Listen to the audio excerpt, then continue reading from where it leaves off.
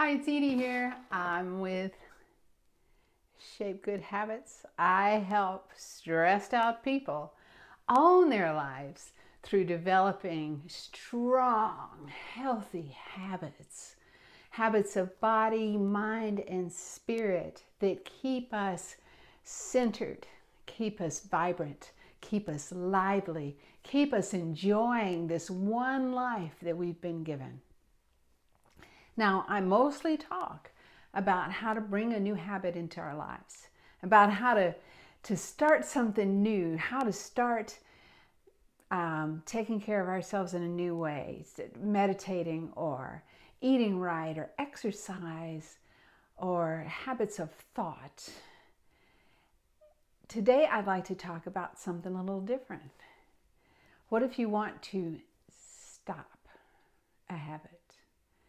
What if there's something you've been doing that you want to quit? That's trickier. That's trickier. But it's the same principles, just twisted. So what do I mean by the same principles? You remember the principles of habit formations. First, you have to remind yourself everywhere. But if you want to stop something, first you have to make it completely invisible. So you want to start? All right, I'll tell you a little story. When I first moved to North Louisiana, I was alone. I didn't know people in the town. I didn't really have a support group near me. I had a great community that I was working with, but I didn't really know the people. And it was a lonely time for me. And apparently, I decided that maybe chocolate ice cream bars would fulfill some kind of need. Now, I was already heavy, and I already knew that I needed to release some weight, but that didn't stop me. So I would buy a package of these chocolate bars and put them in the freezer. And when I realized, now, you know that part of my background is I was in 911, then I became an addictions counselor, and then I became a chaplain. And so when I was an addictions counselor, I learned a lot about addictions, go figure. And the hallmarks of addiction are obsession and compulsion. When I realized that at any given moment, I could tell you how many of those chocolate bars were still in my freezer and how long I expected them to last, I knew that that was a danger sign. And then that didn't stop anything. A few weeks later, I realized that I was anxious because I knew I was running low. Now, another hallmark of addiction is you start failing to control how much. You start lying to yourself about how much you're going to use or how much you're going to do, if it's a behavior addiction. And so I realized that I had 5 chocolate bars in my freezer, and it was Thursday, and I wasn't going to be getting groceries until Monday, Thursday, Friday, Saturday, Sunday, Monday. And so I kind of had one extra because I expected to go before dinner. And so I could have 2 on one night after dinner. And so I did that the night I figured that out. And then I did it again the next night. And then I started getting anxious because I wasn't going to make it till Monday. That anxiety, that's a hallmark of addiction. The obsession, the compulsion, the increased use. I'm like, this is an addiction. This is a problem. And not only is it not serving me because it's not going to help my weight, it's not going to help my physical well-being. I don't want to be dependent on a substance for my joy. I needed to deal with my stuff. I needed to find a way to make friends. And thankfully I did. But the first thing is you got to make it invisible. Well, it was easy to make the ice cream bars invisible. I stopped buying them. Now, that was hard. But you got to make it invisible. You got to make it pleasurable not to do it. And that's harder Because when you pay attention to not doing something, you're paying attention to that thing. And so it's really good to have a substitute that you do pay more attention to, that's pleasurable, that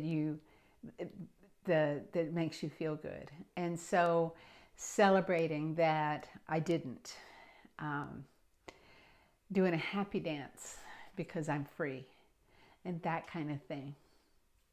Now, the third key to developing a habit is to make it small and doable. And so sometimes you can sort of shrink a habit and make it smaller, make it harder to do. So years ago when I stopped smoking cigarettes,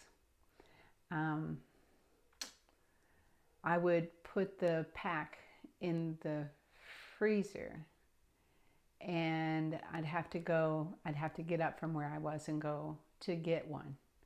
And then I kept track, I kept count. So that's another story when I stopped smoking.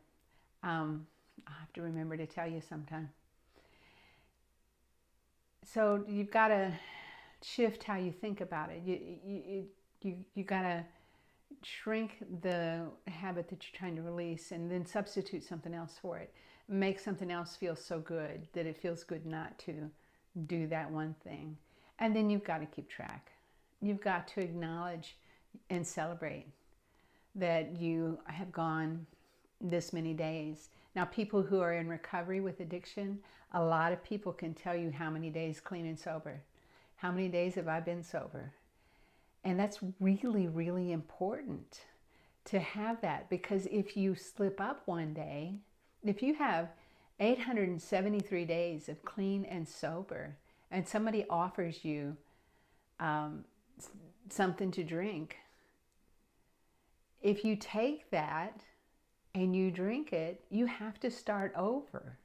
Who wants to replace 872 days? Nobody. And so it's a way to keep track, and it's a way to celebrate. And you got to celebrate yourself for choosing well for yourself. You've got to acknowledge that it's really, really hard to stop doing something that's pleasurable. There's a reason that we do what we do.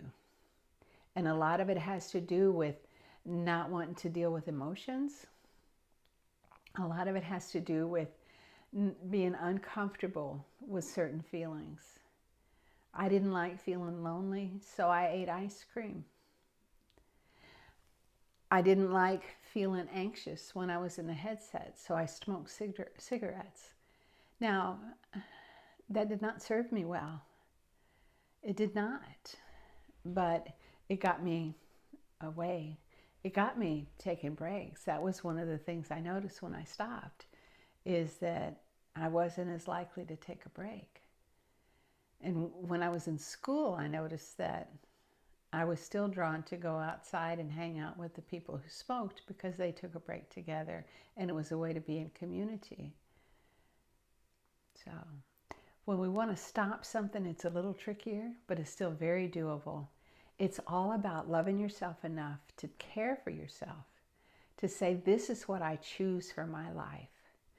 I never want to have a substance have control over me.